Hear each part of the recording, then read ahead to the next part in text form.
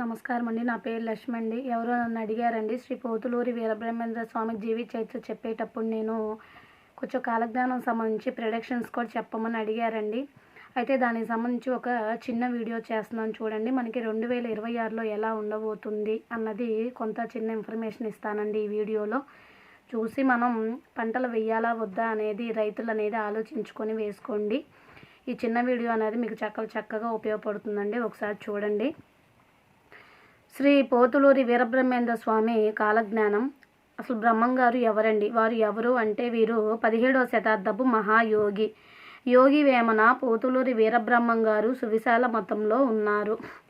భవిష్యత్తులో జరిగే సంఘటనలను కాలజ్ఞానం అనే గ్రంథంలో లిఖించినట్లు భక్తులు నమ్మడం జరుగుతుంది. కాలజ్ఞానం ప్రధాన సంగ్రహం. భవిష్యత్తు సంఘటనల గురించి. కాలజ్ఞానం ప్రకారం భవిష్యత్తులో జరగబోయే అనేక సంఘటనలు ఇలా చెప్పబడతాయి. ప్రకృతి విపత్తుల గురించి, అలానే రాజ్యపాలన మార్పులు, ప్రపంచ యుద్ధ సంకేతాలు, వ్యవసాయంలో పెద్ద మార్పులు, ధర్మం అధర్మం మధ్య సంఘర్షణ, ఆధునిక యంత్రాలు దూరదృష్టి సాధనాలు, వర్షాభావం నీటి సమస్యలు, ఆర్థిక మార్పులు, వ్యాధులు మహమ్మారులు, కలియుగంలో కష్టాలు, తర్వాత శాంతి. 2025-26 కాలజ్ఞానం పారంపరికంగా చెప్పబడే భావన. ఫస్ట్ వన్, వాతావరణ మార్పులు.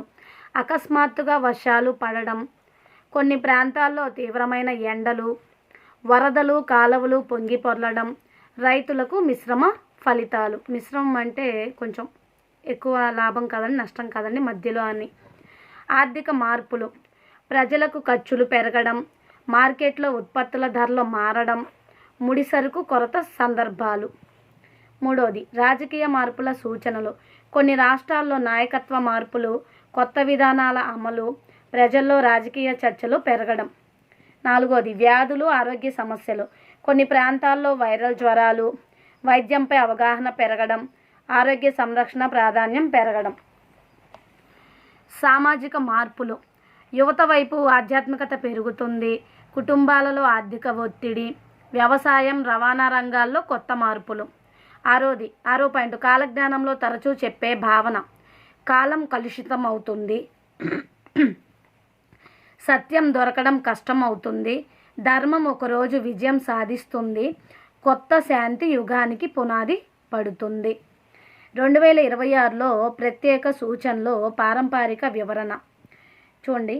ప్రకృతి సంబంధ మార్పులు ఎక్కువగా ఉంటాయి, జనం మానసిక ఒత్తిళ్లు అనుభవిస్తారు, ఆధ్యాత్మిక ఆశ్రయం కోరేవారి సంఖ్య పెరుగుతుంది, కొన్ని దేశాల్లో ఘర్షణలు, ఆర్థిక కుదింపు, తెరపై కొత్త శక్తులు, కొత్త నాయకులు, భారతదేశం ఆధ్యాత్మికంగా మరింత శక్తివంతమవుతుంది.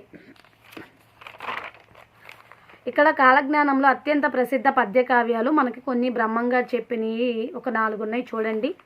ఒకటోది, మట్టి కొడితే రక్తం కారునది. అర్థం, కాలం కఠినమవుతుంది, ప్రజలు కోపోద్రిక్తత చెందుతారు. రెండవది, నీళ్లు కనపడవు, నెయ్యి ధరలు పెరుగును. అర్థం అంటే వనరుల కొరత. మూడోది, పేదకు పూట గడవదు, ధనవంతుడికి నిద్ర ఉండదు. అంటే అర్థం ఆర్థిక అస్థిరత. నాలుగోది, కలియుగం కష్టాలు ముగిసిన తర్వాత శాంతి యుగం. అర్థం కాలం మారుతుంది, మంచి రోజులు వస్తాయని అర్థం. ఇది అండి బ్రహ్మంగారికి సంబంధించి కొంచెం చిన్నది డిస్క్రిప్షన్ ఇట్లా ఇస్తే బాగుంటుందని వివరణ ఎవరో అడిగారండి. అందుకని చెప్పి ఇవి తెలుసుకుంటారనే ఉద్దేశంతో వీడియో 4 minutes అయినా అప్లోడ్ చేస్తానండి. ఇది మంచిగా చూసి ఉపయోగించుకోండి. కొంచెం లేట్ అయినందుకు ఏమనుకోవద్దండి. నేను కాస్త ఇంట్లో పనులు చూసుకొని, నాకు ఒక బాబు ఉన్నాడండి, ఆ బాబుని చూసుకుంటే ఇవన్నీ వీడియోలు అప్లోడ్ చేసుకోవాలి నాకు. అందుకని చెప్పి కొంచెం లేట్ అయింది, ఏమనుకోవద్దండి. ఇంకా ఏమైనా వీడియోలు కావాలన్నా కూడా అడగండి, నేను వీడియోలు అప్లోడ్ చేస్తాను. ఏదైనా దేవుడి కంటెంట్ ఏ దేవుళ్ళకి కావాల్సినవి అయినా సరే అడిగితే నేను నోట్స్లో నోట్ చేసుకొని నాకు వీలున్న సమయంలో అప్లోడ్ చేస్తానండి. శ్రీ పోతులూరి వీరబ్రహ్మేంద్ర స్వామికి జై. లోక సమస్త సుఖినో భవంతు, సర్వే జనా సుఖినో భవంతు. ఓం శాంతి శాంతి శాంతి.